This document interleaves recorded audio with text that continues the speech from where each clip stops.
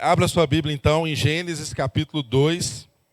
Vamos fazer a leitura do verso 18 ao verso de número 25. Gênesis, capítulo 2, do verso 18 ao verso de número 25. Está escrito aí. Disse mais o Senhor Deus: não é bom que o homem esteja só. Far-lhe-ei uma auxiliadora que lhe seja idônea. Vamos ficar de pé todos? Se você puder, fique de pé no seu lugar. Far-lhe-ei uma auxiliadora que lhe seja idônea. Verso 19. Havendo, pois, o Senhor Deus formado da terra todos os animais do campo e todas as aves dos céus, trouxe-os ao homem para ver como este lhe chamaria. E o nome que o homem desse a todos os seres viventes, esse seria o nome deles.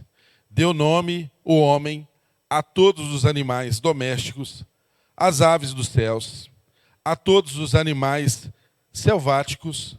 Para o homem, todavia, não se achava uma auxiliadora que lhe fosse idônea. Então o Senhor Deus fez cair um pesado sono sobre o homem, e este adormeceu. Tomou uma das suas costelas e fechou o lugar com carne. E a costela que o Senhor Deus tomara do homem, transformou-a numa mulher e lhe a trouxe. E disse o homem: esta, afinal, é osso dos meus ossos e carne da minha carne. Chamar-se-á varoa, porquanto do varão foi tomada. Por isso, deixa o homem pai e mãe, e se une à sua mulher, tornando-se os dois uma só carne. Ora, um e o outro, homem e a sua mulher, estavam nus e não se envergonhavam. Vamos orar? Pai, nós estamos aqui nesta manhã diante da Tua palavra e somos carentes da Tua instrução, da Tua sabedoria, e sabemos que o Teu Espírito Santo se faz presente nesse encontro e que o Teu propósito, a Tua vontade há de se cumprir. Por isso nós nos entregamos a Ti em atitude de adoração, de reverência diante da Tua palavra, mas pedimos que o Senhor abençoe aquele que vai comunicar o Evangelho, para que não haja ruídos naquilo que está sendo comunicado. E abençoe aquele que vai ouvir a mensagem, essa palavra de salvação, essa palavra de transformação, que pode nos livrar da morte, que pode nos livrar do pecado, que pode nos livrar dos caminhos errados. Nessa manhã, faça com que a nossa mente seja transformada e alinhada ao modo como o Senhor vê. Faça com que os nossos casamentos sejam alinhados, faça com que a nossa sexualidade seja alinhada com a Tua vontade e manifeste, ó Deus, com poder e graça no meio do Teu povo. Ensina-nos, ajuda-nos, pelo poder da Tua palavra, nós oramos e nos entregamos a Ti nesse momento, em nome de Jesus. Amém e amém. Pode se assentar?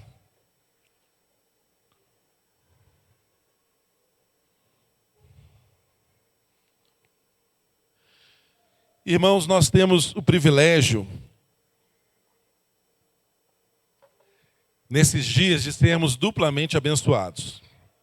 Você tem tido a oportunidade de vir mais cedo para a nossa igreja, no culto da manhã, chegando um pouquinho antes, 1 hora antes. Você pode ir à EBD, onde nós também estamos meditando de uma forma mais específica e mais aprofundada no livro de Gênesis. E ao vir para o culto, nós temos também a oportunidade de aplicarmos essa palavra às nossas vidas.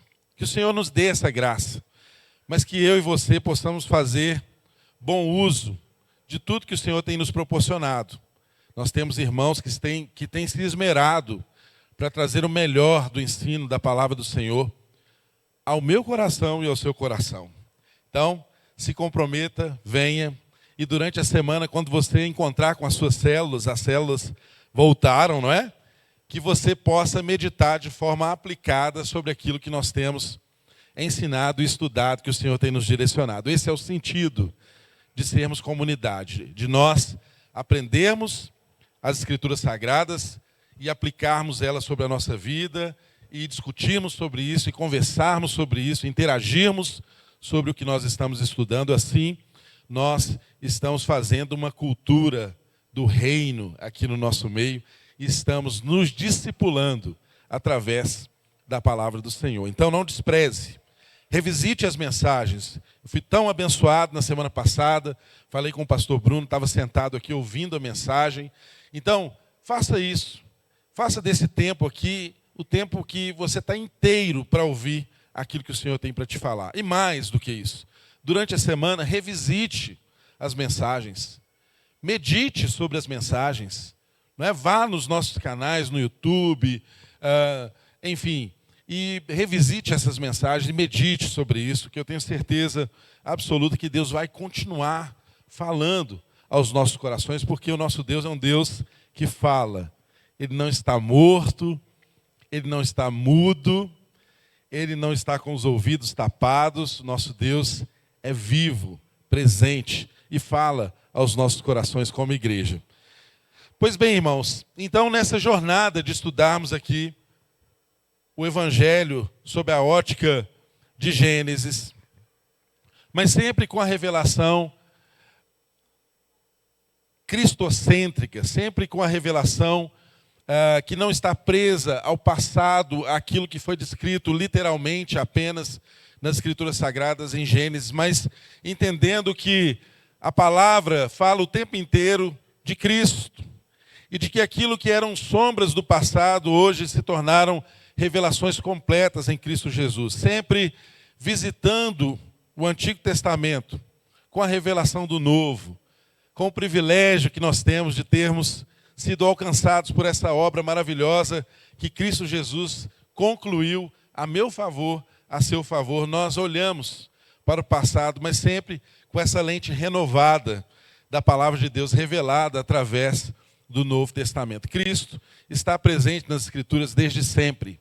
Ele é o autor da criação, Ele está no início de tudo, Ele está presente em tudo e estará no fim de tudo. Nós somos envolvidos por isso.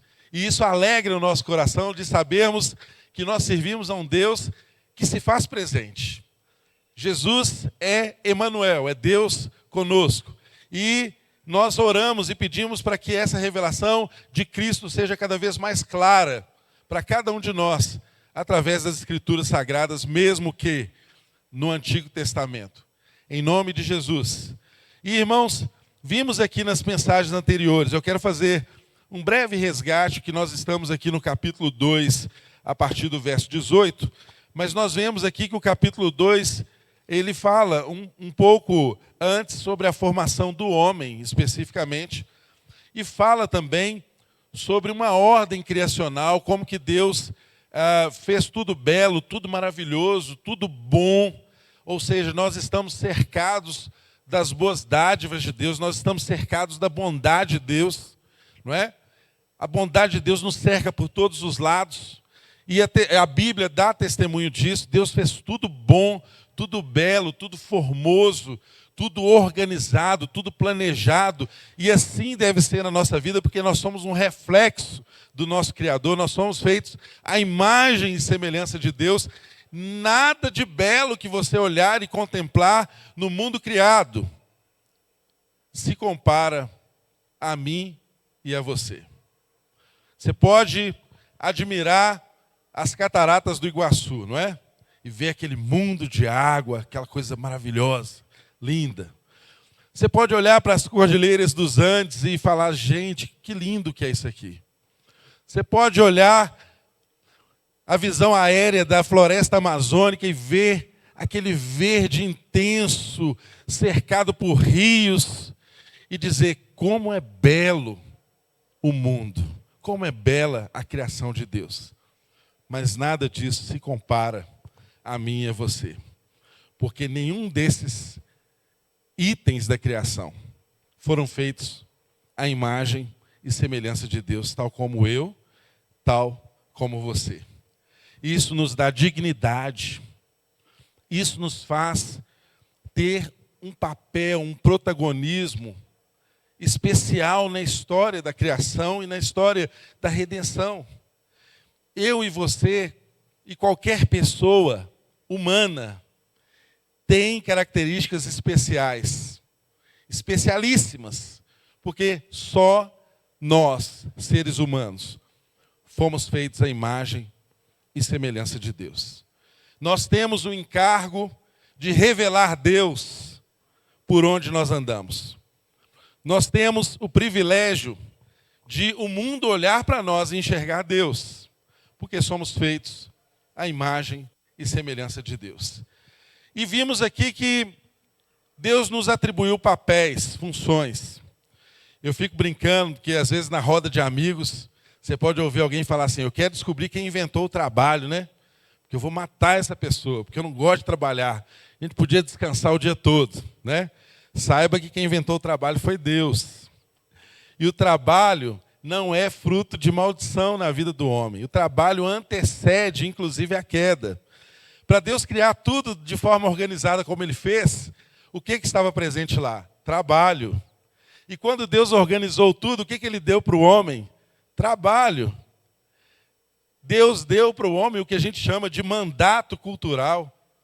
O homem precisou estender a presença de Deus a toda a criação. O homem teve que nomear as espécies. O homem teve que cuidar do jardim, cultivar o jardim. Está lá em Gênesis 2,15. Nós vimos isso semana passada. Guardar aquilo que Deus ordenou e colocou sobre as suas mãos. O homem faz cultura. O homem desenvolve. A gente pega a matéria bruta e transforma a matéria bruta. A gente continua fazendo isso. A gente produz casa de pedra. A gente produz, pega o metal aqui em Minas, né? Então nós exploramos o minério de ferro. Ele se transforma em tantas coisas que nos servem.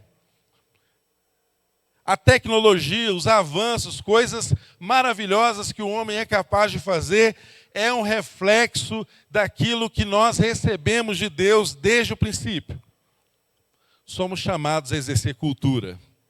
A cultura transforma. Somos seres culturais. Exercemos cultura.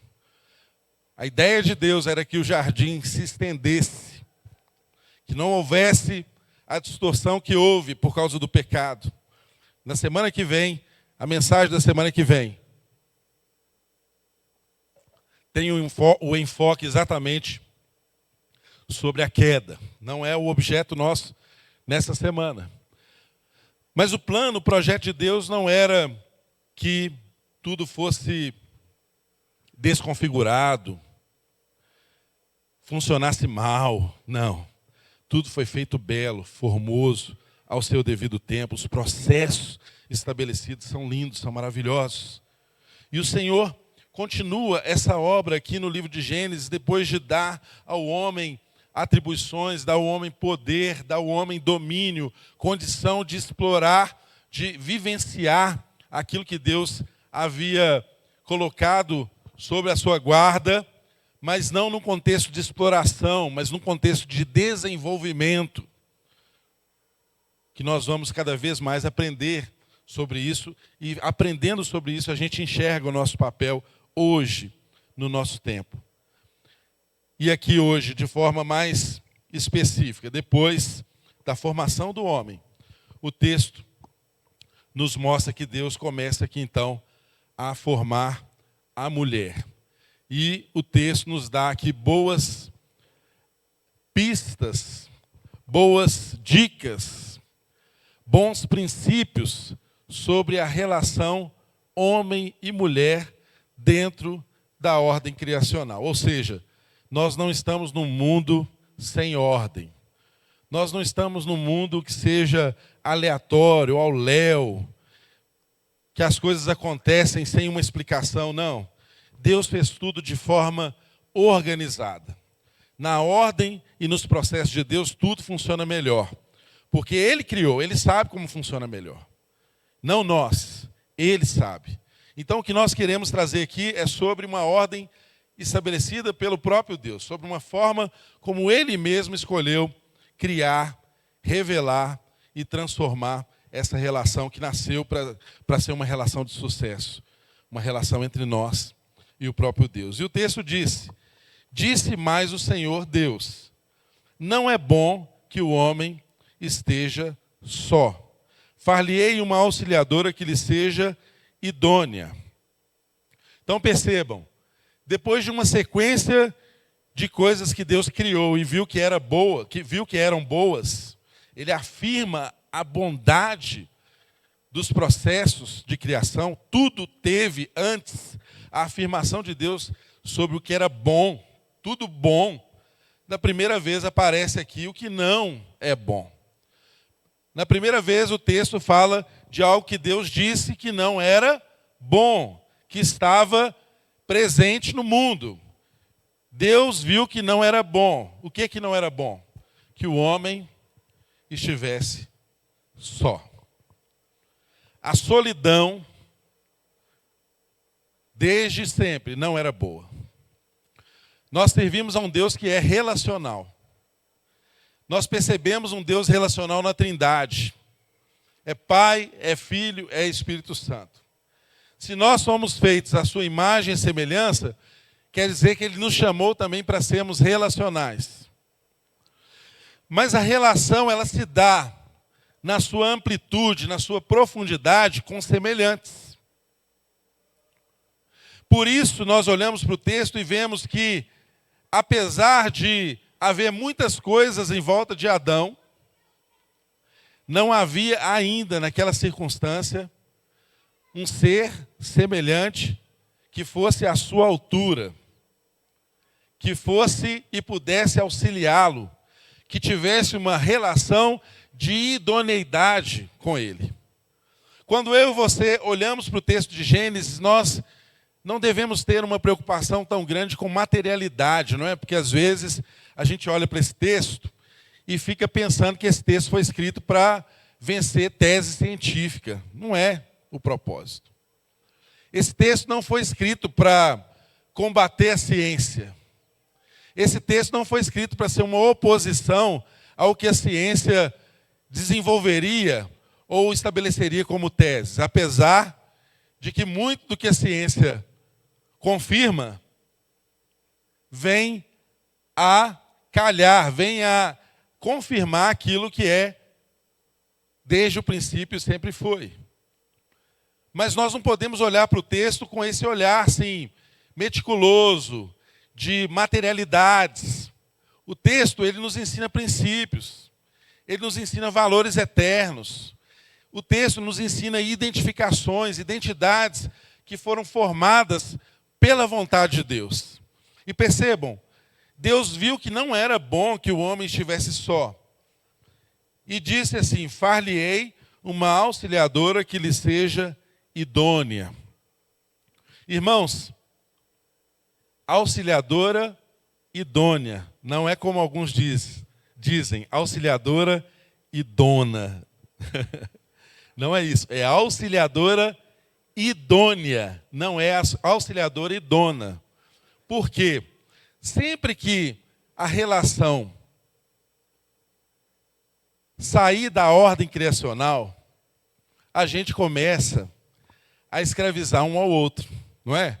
A gente vai ver isso especificamente. A relação que era harmônica entre homem e mulher, entre homem e natureza, toda foi deturpada por causa do pecado. Então, quando nós entramos nessa esfera de vivermos a realidade do pecado que nos afetou, às vezes a nossa idoneidade passa a ser um desejo de propriedade, de controle. E isso não é afeto apenas ao homem. Isso também é afeto à mulher. Porque somos da mesma matéria, somos da mesma constituição. Homem e mulher são iguais perante Deus. Mulher não é uma raça subalterna. Não é aquém, não é menor do que os homens. Trata-se de uma organização de papéis que Deus estabeleceu e que quando nós entendemos isso, a gente vive os nossos papéis de forma organizada, segundo a ordem criacional, e nós nos desenvolvemos nessa ordem. Agora, quando a gente deixa de entender isso, aí a idoneidade não se manifesta. Aí, ser auxiliar pode parecer ser subalterna. Aí, a palavra submissão pode parecer designar algo que seja menor. E não tem nada a ver com o que o Evangelho nos ensina. Isso não tem nada a ver com o que a Bíblia nos ensina. Não tem nada a ver com a ordem estabelecida por Deus. Olha, primeiro, o homem estava só. Isso não era bom. Deus resolveu criar uma auxiliadora que fosse idônea. Veja o que o texto diz, que havendo, pois, o Senhor Deus formado da terra todos os animais do campo e todas as aves do céu, trouxe ao homem para ver como este lhe chamaria. E o nome que o homem desse a esses seres viventes, esse seria o nome. E aí o texto diz que Adão começa a dar nome a todos os animais. E nomear é um sentido de autoridade. Quem nomeia tem autoridade. Adão recebeu esse mandato de Deus. Ele recebeu essa ordem. Ele não fez isso porque ele quisesse apenas. Não. Ele estava obedecendo a um mandamento de Deus. Ele estava nomeando, colocando tudo segundo a sua espécie, nomes. Até hoje, os cientistas ainda nomeiam, não é verdade? Ainda tem espécies que não foram descobertas. Os cientistas vão nomeando ainda essas espécies. Eco do que Adão fez, né? De uma forma genérica, desde o princípio da criação. Mas o texto nos mostra que ele encontrou um problema enquanto ele nomeava, porque o texto diz aqui no final do verso de número 20, que ele não achava uma auxiliadora que lhe fosse idônea. Ele não achava ninguém à sua altura. Ele não achava ninguém à sua semelhança. Ele percebia pares de animais, macho e fêmea, de toda a espécie, nomeava, segundo os critérios estabelecidos por Deus, segundo as capacitações que Deus o deu para fazê-lo.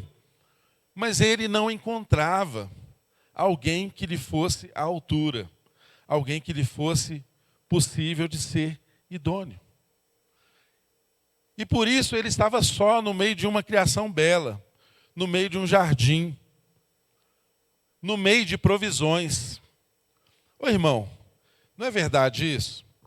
Não sei você, mas às vezes você pode estar num lugar maravilhoso. Às vezes você pode ir numa festa muito legal. E às vezes o ofício da gente leva a gente a algum lugar que é legal. Você é um empresário, você é um consultor, você, sei lá, qualquer coisa que você faça que te leve a lugares legais.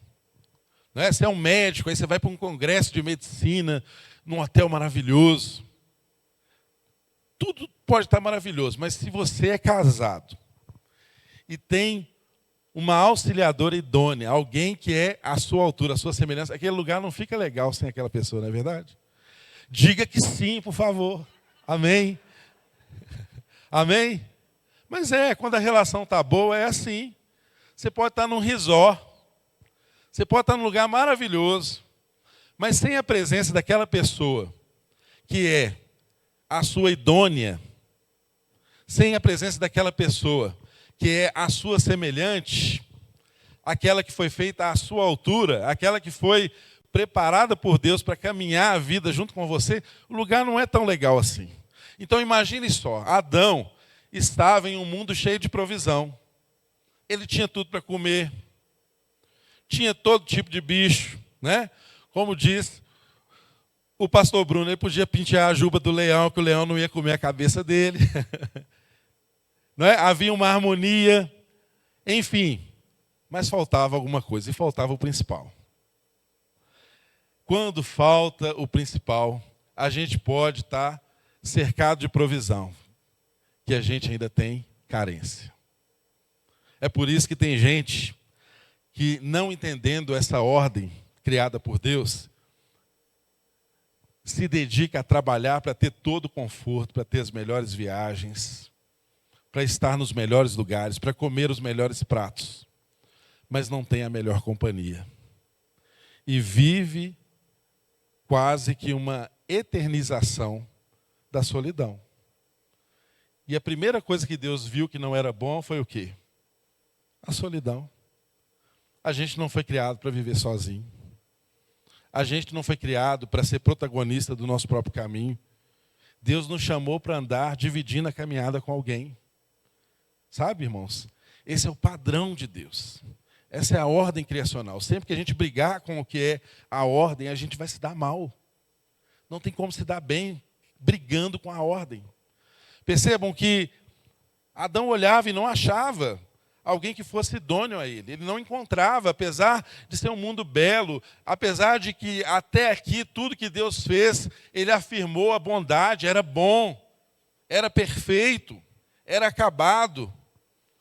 Adão não encontrava essa idoneidade. Então, o Senhor Deus fez cair um pesado sono sobre o homem, e este adormeceu. Ele tomou uma das suas costelas e fechou o lugar com carne. E a costela que o Senhor Deus tomara do homem, transformou-a numa mulher e lhe a trouxe. Então percebam, Deus percebeu uma carência, Deus percebeu que não era bom, não foi uma autopercepção apenas de Adão, mas foi uma provisão de Deus.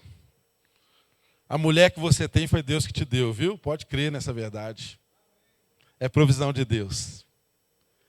O homem que você tem foi Deus que te deu. Pode crer nessa verdade. É provisão de Deus. Glória a Deus. Ó, minha esposa fez um amém lá, então estou feliz. Eu vou ficar mais empolgado aqui agora. É de Deus. Não importa os processos que você tenha que passar na vida por causa daquilo que Deus te deu. Isso não anula o fato de que veio de Deus. É para te aperfeiçoar, é para te transformar. Casamento tem eco eterno. Casamento é pedagógico, porque Cristo e a igreja casam. A gente está aprendendo aqui, irmãos. Casamento é o melhor lugar para a gente aprender o que é uma relação completa de Cristo e a igreja. A gente aprende no casamento. Então, percebam que Deus fez o homem cair no sono profundo, e sobre esse adormecer do homem, que aqui na linguagem, os estudiosos dizem que esse sono profundo não tem uma definição clara, né, do que significa esse sono profundo, se foi literalmente um deitar e dormir, se esse adormecer se estendeu mais. Mas, de fato, como eu disse, mais uma vez repito, nós não precisamos preocupar aqui com as literalidades, porque Gênesis não foi um livro escrito para nos ensinar sobre materialidade, é um livro escrito para nos ensinar sobre princípios, sobre valores. Quando Moisés escreveu o livro de Gênesis, os fatos já tinham acontecido, né? E ele não foi uma testemunha ocular de tudo isso. Então entendam, o texto diz que Deus formou ali da costela do homem, do lado do homem, a mulher. E aí, quando essa mulher foi apresentada para o homem, ele faz uma expressão aqui que é uma expressão poética. Esta, afinal, é osso dos meus ossos, carne da minha carne. E aí ele exerce o seu mandato, como ele já fazia com os animais. Ele diz, chamar-se-á varoa, porquanto do varão foi tomada. Ele nomeou a mulher como varoa, porque do varão ela foi tomada. Diferente da narrativa do homem que foi feito do pó. Como alguns costumam brincar, né? As mulheres elas são mais bonitas que os homens, porque elas foram de uma forma mais aperfeiçoada, né? Não foi do pó.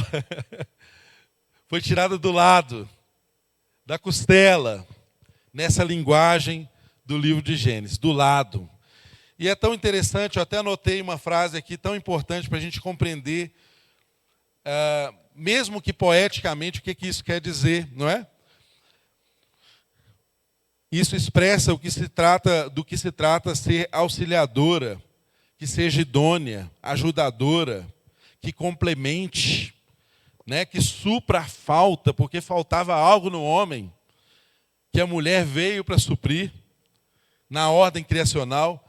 E Matthew Henry traz uma expressão muito interessante, dizendo assim: ela não foi feita de sua cabeça para não estar acima dele, nem de seus pés para ser pisada por ele, mas de seu lado para ser igual a ele, sob o seu braço para ser protegida por ele, e perto do seu coração para ser amada por ele. Aí diz assim, olha que lindo.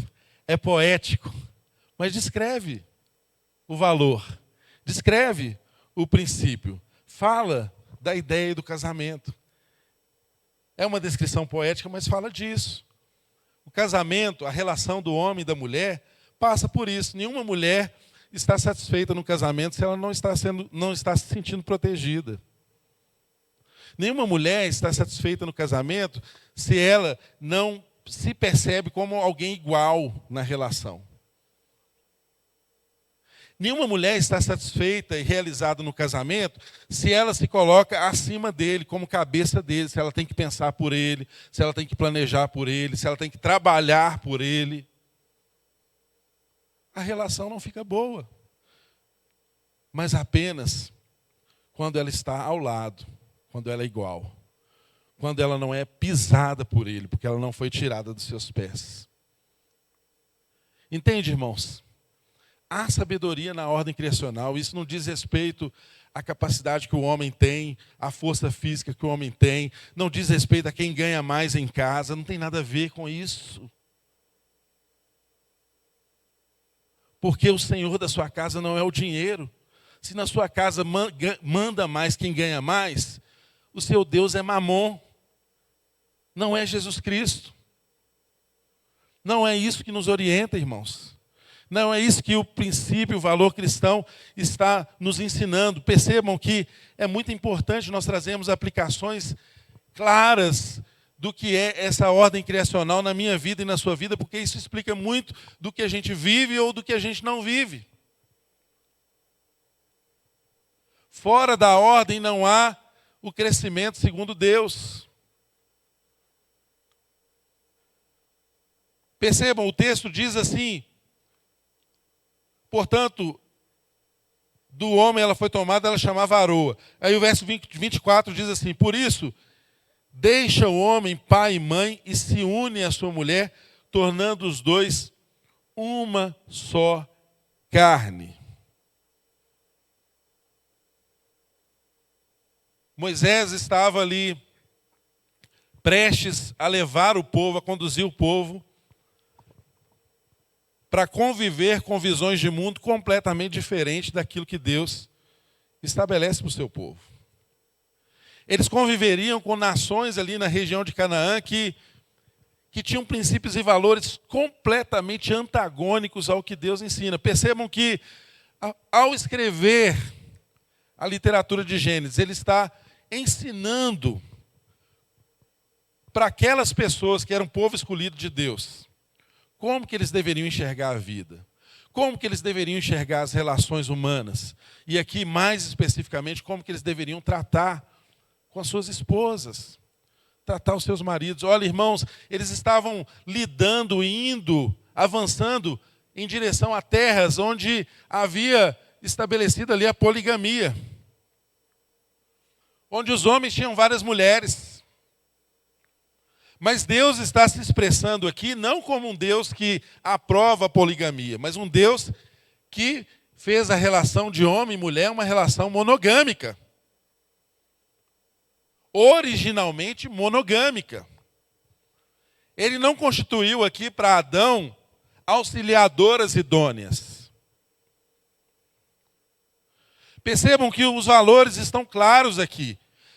Agora, quando ele diz para Adão, para Eva, como diz para mim e para você, por isso, ou seja, por causa disso, ou seja, uma relação conclusiva com o que foi dito antes, em razão de entender o papel do homem e da mulher como auxiliadora idônea, em razão de entendermos a solidão que Deus não desejava que estivesse presente na história da humanidade. Em razão de tudo isso, em razão do processo criacional, da provisão de Deus, não foi o homem que formou a mulher, Deus formou a mulher. Em razão de tudo isso, ele estabelece aqui princípios e valores para conservar aquilo que Deus havia criado. Ele diz, por isso, deixa o homem pai e mãe e se une à sua mulher, tornando-se os dois uma só carne.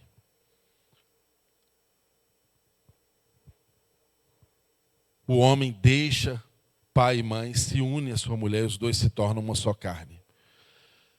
É tão interessante a gente perceber como que as pessoas sofrem porque não obedecem a esse princípio de deixar pai e mãe. E deixar pai e mãe não significa apenas sair da esfera geográfica de onde estão os pais. Deixar pai e mãe significa assumir a responsabilidade. Porque às vezes nós deixamos a esfera geográfica, mas continuamos sem assumir responsabilidade.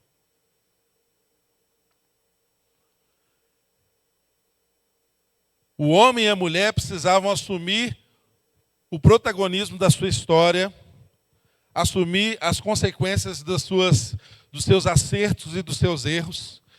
E isso, irmãos, não é possível a gente fazer debaixo da autoridade do pai e da mãe, da dependência do pai e da mãe.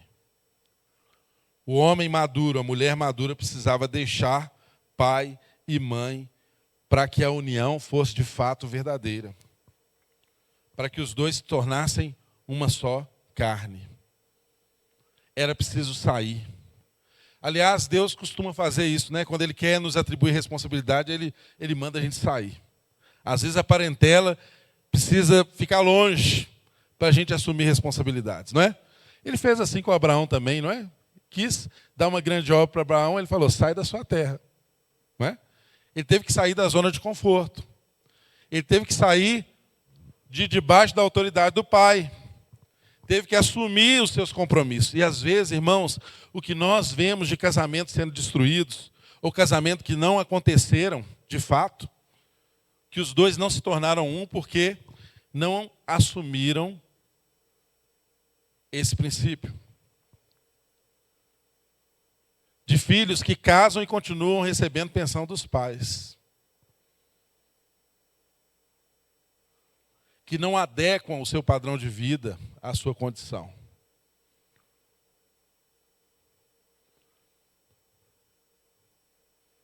Assumiu o compromisso? Vá. Se desvencilhe. Não fique dependente. E essa dependência, às vezes, ela é sutil. Porque, às vezes, a gente se coloca no lugar da dependência, não é? A gente faz todo mundo ao nosso redor pensar que a gente precisa de ajuda, que a gente é um coitadinho. E aí, de repente, você vê anos da sua vida passando e você ainda não assumiu a condição e a posição de deixar. Você é um eterno carente, um eterno dependente. Um eterno bolsista. Não constrói nada. Não inspira ninguém. Não consegue cuidar da família. Porque não deixou. Porque deixar faz a gente assumir riscos. Deixar faz a gente precisar controlar o dinheiro. Deixar faz a gente precisar estabelecer prioridades. É preciso deixar. E nós, como pais, temos que ensinar isso para os nossos filhos. Não é? Principalmente nós, que às vezes tivemos carências na nossa geração, não é? E às vezes você planeja a sua vida dizendo assim, eu não vou deixar meu filho passar por nada do que eu passei. Mas às vezes foi o que você passou que fez você se tornar quem você é. Se você privá-lo de todo o sofrimento, de caminhos que você teve que passar, não é? Eu sei, irmãos, que muitos dos nossos filhos aqui nunca pegaram um ônibus. Se você falar para ele no centro da cidade de ônibus, ele não sabe nem por onde começa.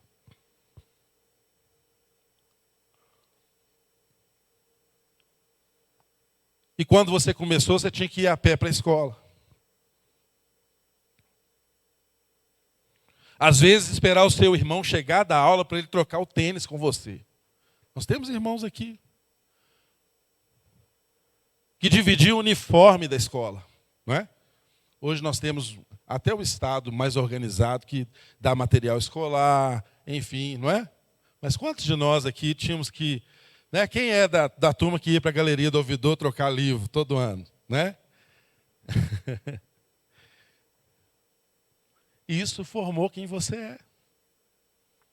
Se você pode, hoje, não precisar disso, maravilha. Mas examine a sua vida e veja se o conforto não te faz ser uma pessoa pior ou te faz privar o seu filho de uma boa formação. Analise. O valor do trabalho, o valor das responsabilidades assumidas. Olha só. Não dá para deixar pai e mãe continuar o dia todo jogando videogame. Não é?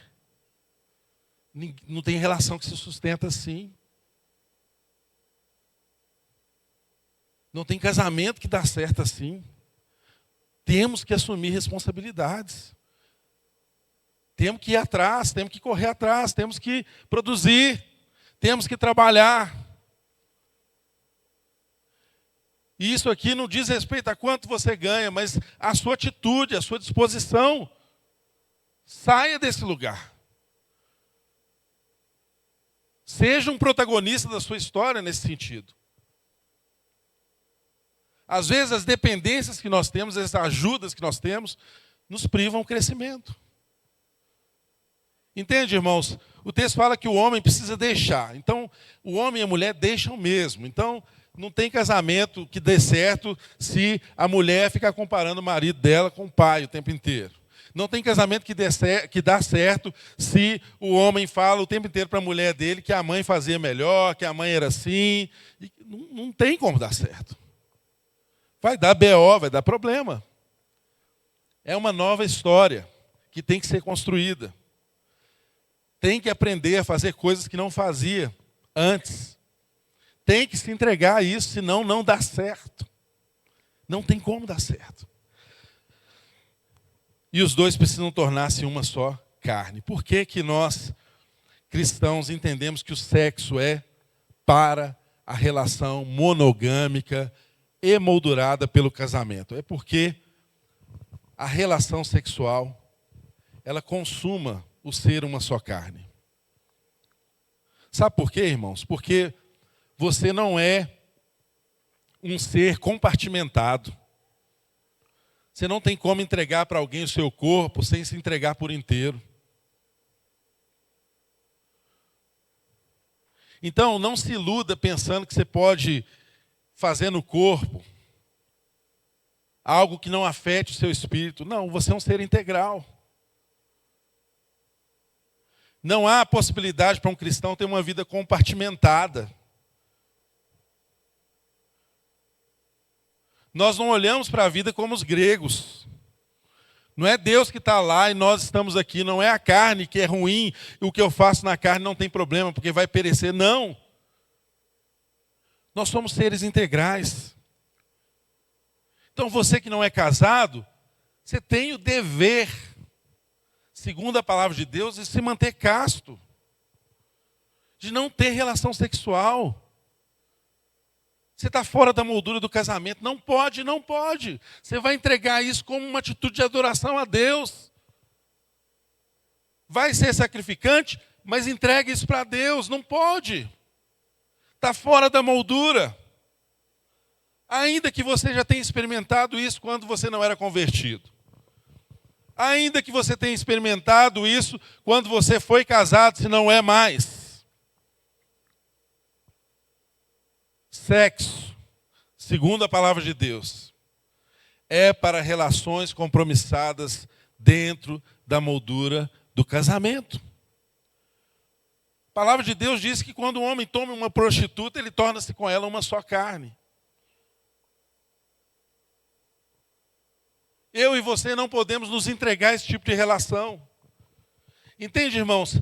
É muito claro que viver fora do princípio nos faz cair, nos faz nos envergonhar. É o que o texto diz aqui, quando caminha para o fim aqui, dizendo, ora, um e o outro, homem e mulher, estavam nus e não se envergonharam, não se envergonhavam. Nesse estado aqui, antes da queda, não havia vergonha, porque o que nos envergonha é o pecado.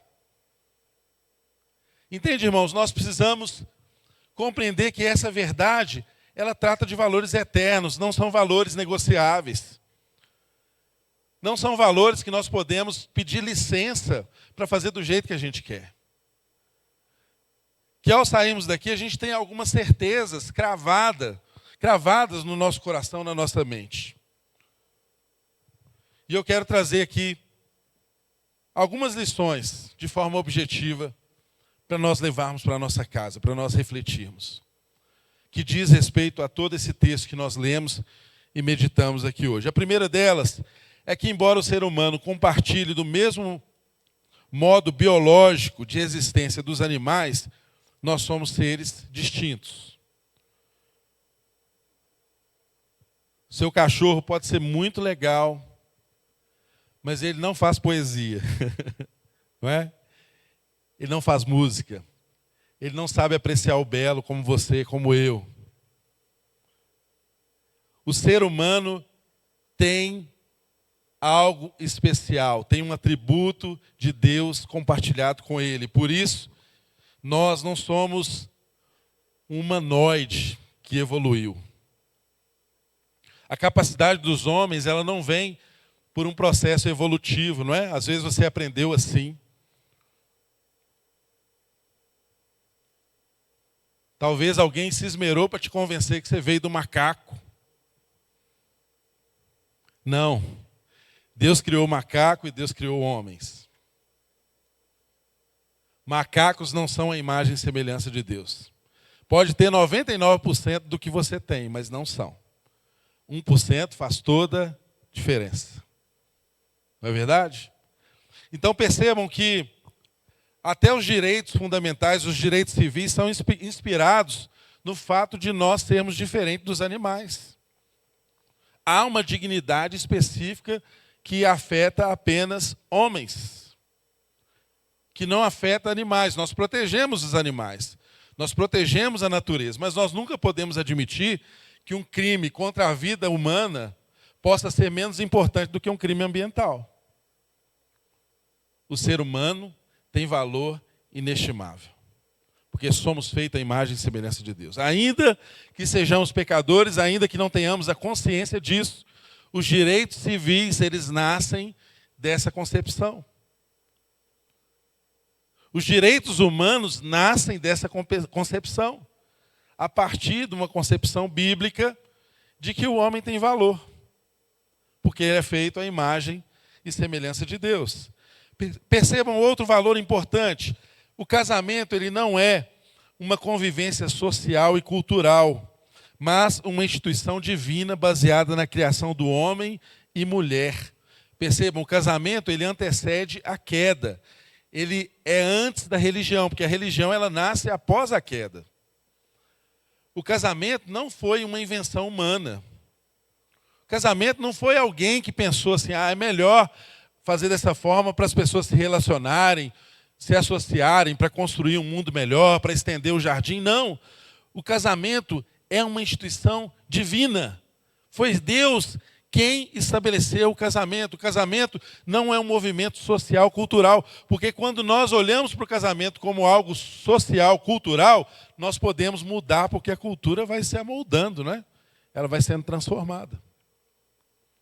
Mas casamento é uma instituição divina. E como que Deus instituiu? De forma monogâmica. Casamento é monogâmico, casamento é heterossexual. Abra sua Bíblia em Levíticos 18, 18. Vamos ver o que está escrito lá. Levíticos 18, 18. Casamento é monogâmico e é heterossexual.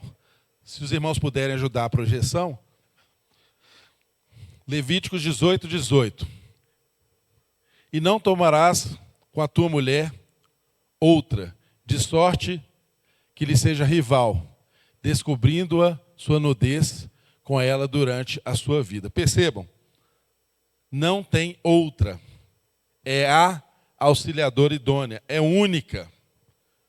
Preceito de Deus, o valor de Deus é isso. Deus não criou várias Evas para um Adão.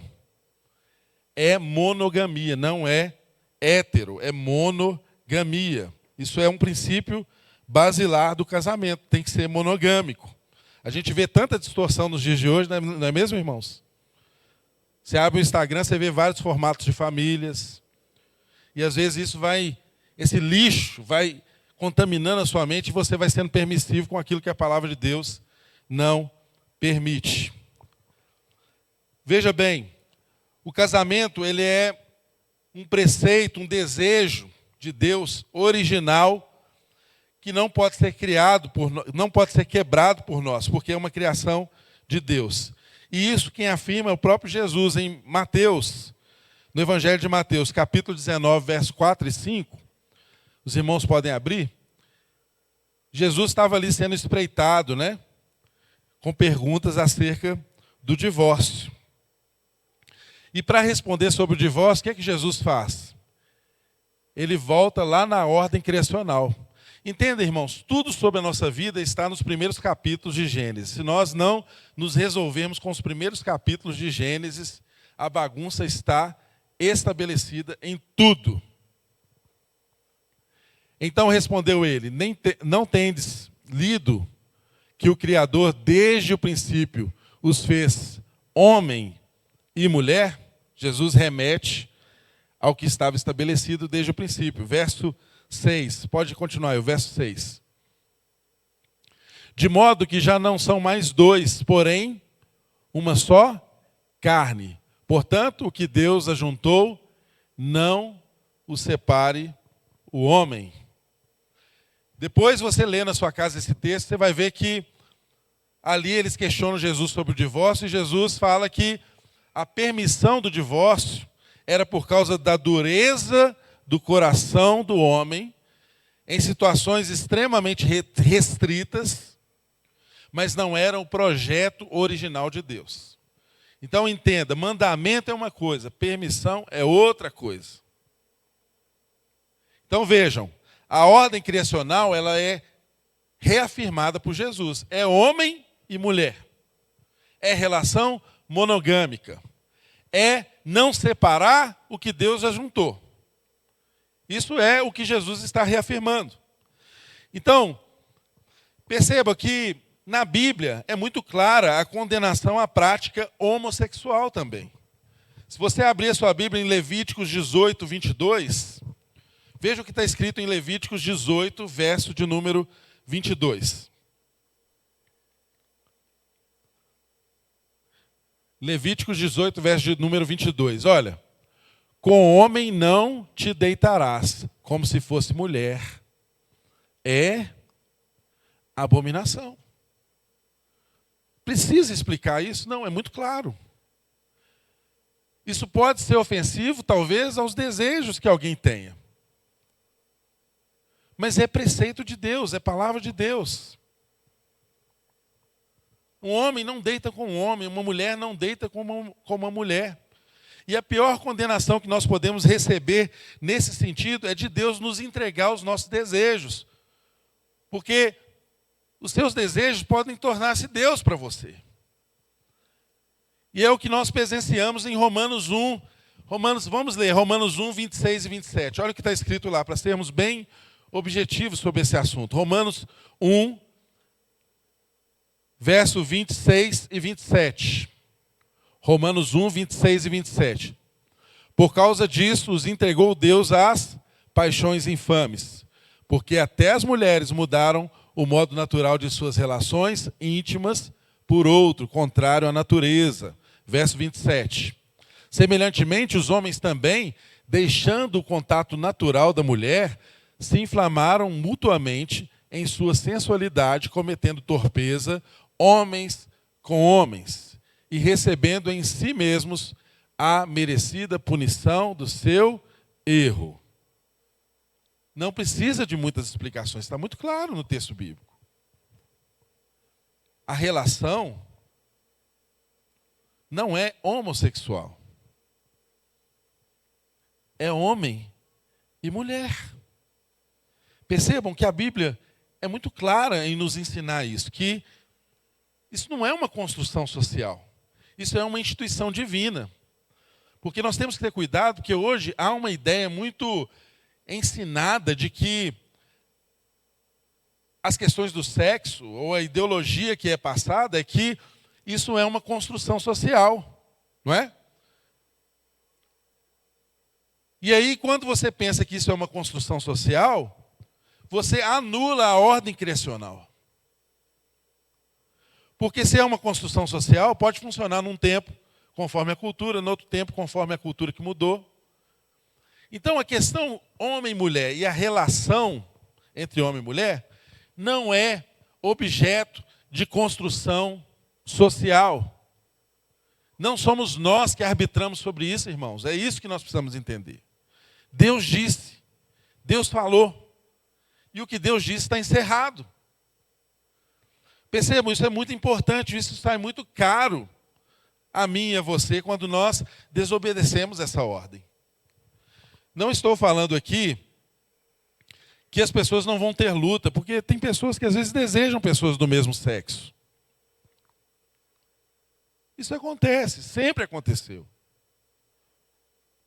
Às vezes por influência. Mas o que nós precisamos entender é que nós não devemos moldar a nossa identidade a partir dos nossos desejos. Não são os nossos desejos que moldam a nossa identidade, mas nós vivemos e impomos aos nossos desejos a nossa identidade. Quem diz sobre a nossa identidade é Deus, não é a sociedade, não é o grupinho que eu pertenço, não é o desejo que eu tenho que seja contrário à palavra de Deus, porque pode acontecer que você tenha o desejo. Mas se isso acontecer, você vai buscar ajuda. E se continuar acontecendo, você vai entregar o seu desejo a Deus em atitude de adoração e de submissão a esse Deus. E Ele vai te dar graça. Ele vai te dar graça, porque Deus te ama, independente das desordens que podem acontecer. Inclusive no seu coração, inclusive com o que você deseja. Não permita que a sua vida seja guiada pelos seus desejos. O coração do homem é absurdamente enganoso. Nós não podemos nos ceder a isso. Peço aos irmãos 5 minutinhos para a gente terminar. Outra lição importante que fica para nós é que o casamento ele é o padrão de Deus para a humanidade, com 6 propósitos específicos. Auxílio mútuo, deleite sexual. Ou seja, irmãos, nada de haver casamento sem deleite sexual. Tem que ter sexo no casamento. Tem que ter sexo no casamento. Tem que ter entrega no casamento. Tem que ter nudez sem vergonha. É um propósito do casamento, esse deleite sexual. Propagação legítima da raça, claro. Continuidade da igreja por uma semente santa que Deus estabeleceu, sim, é um propósito. Impedir a impureza sexual. Veja, Moisés está trazendo a orientação para um povo que vai se misturar com pessoas completamente impuras. Nós estamos no mundo, irmãos. Você está aqui hoje aprendendo sobre isso, mas você vai conviver com isso amanhã. Com outras visões de mundo amanhã lá fora, onde você trabalha, onde você estuda. Nós precisamos estar firmados nisso, que seguir os preceitos de Deus nos impede de viver em pureza na vida sexual. Sejamos nós casados ou solteiros, isso está afeto a todos.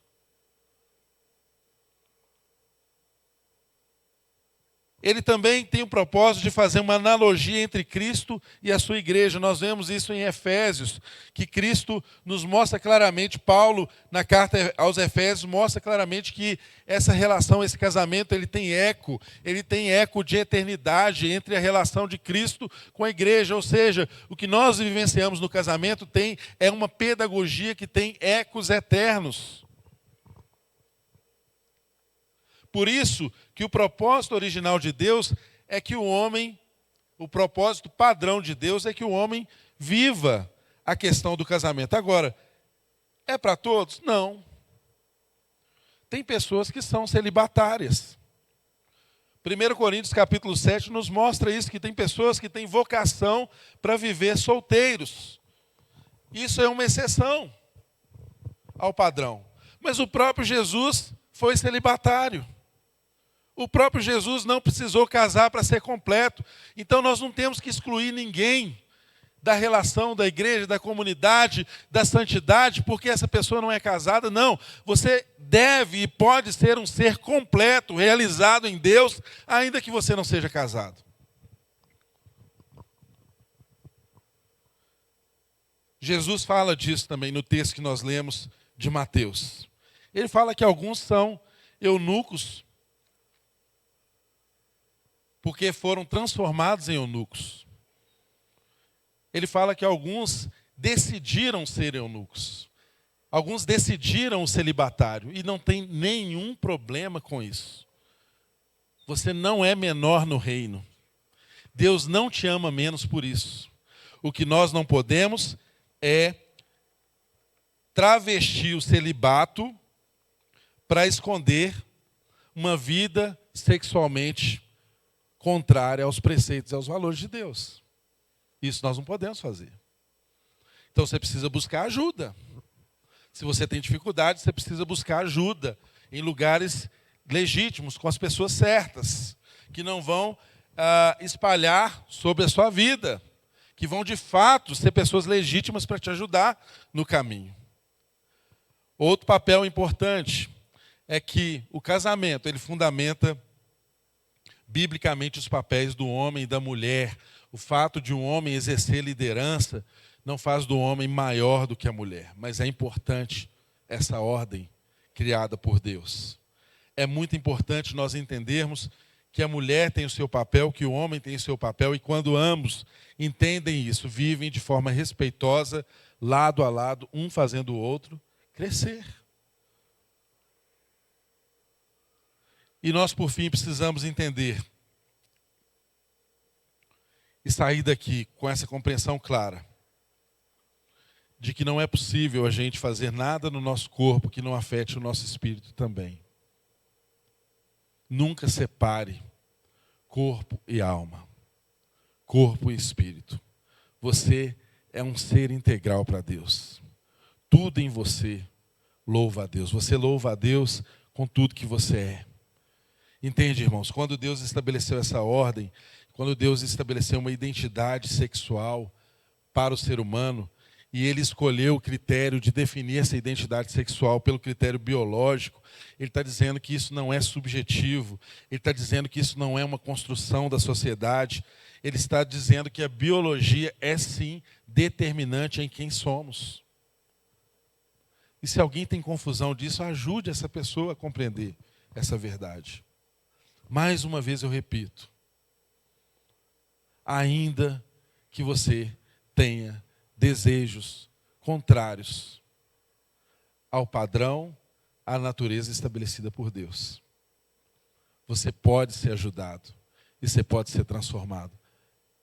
E você é objeto, alvo da graça e do amor de Deus. Ele continua te amando do mesmo jeito. Você não é um lixo, você não é menor que os outros. Você não é desprezível. Deus te ama. Tem lugar para você na mesa. Mas é necessário compreender que a gente precisa pôr a nossa vida em ordem. Fora da ordem, não há crescimento. Precisamos ter a nossa identidade completamente ajustada àquilo que Deus disse e não àquilo que as pessoas falam. Amém?